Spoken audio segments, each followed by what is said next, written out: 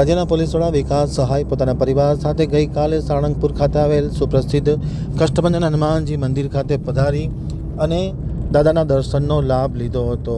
તેમણે પૂજા અર્ચના આરતી વિધિ કરી દાદાના ચરણોમાં માથું ટેકવ્યું હતું। સાળંગપુર આમતક ન્યૂઝ બ્યુરોમાંથી ચિંતન વાગડિયાનો એક વિસ્તૃત અહેવાલ। ગુજરાત રાજ્યના પોલીસ વડા વિકાસ સહાય પોતાના પરિવાર સાથે સાળંગપુર દાદાના દર્શન કરવા માટે આવ્યા હતા।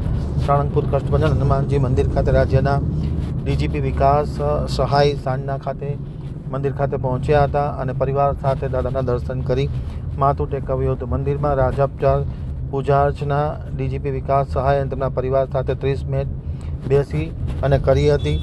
હનુમાન દાદાની આરતી અને પૂજનમાં ડીજીપી વિકાસ સહાયે બે હાથે તાલી પાડી રામધૂન કરી અને દાદાની આરતી ઉતારી હતી। સાળંગપુર કષ્ટભંજન હનુમાનજી મંદિરના કોઠારી સ્વામી તથા સંતો દ્વારા ડીજીપીનું ફૂલહારથી સ્વાગત કરી રક્ષા પોટલી બાંધી શક્તિ સ્વરૂપે તલવાર અને દાદાની મૂર્તિ ભેટ આપી હતી। આ પ્રસંગે મોટી સંખ્યામાં ભાવિકો જોડાયા હતા। જય સ્વામિનારાયણ, જય કષ્ટભંજન દેવ। આજે પવિત્ર શ્રાવણ માસનો પ્રારંભ થયોનો ત્રીજો દિવસ છે, ત્યારે દર રવિવારે આપણે હનુમાનજી મહારાજના સાનિધ્યમાં સુંદર મજાના રાજોપચાર પૂજન થવાનું છે। ત્યારે અહીંયા જ્યારે સાળંગપુર ધામની અંદર સુરક્ષા સેવા સેતુની જેની કામગીરી છે, એવી પોલીસની દરેક કામગીરી ખૂબ સરાહનીય હોય છે।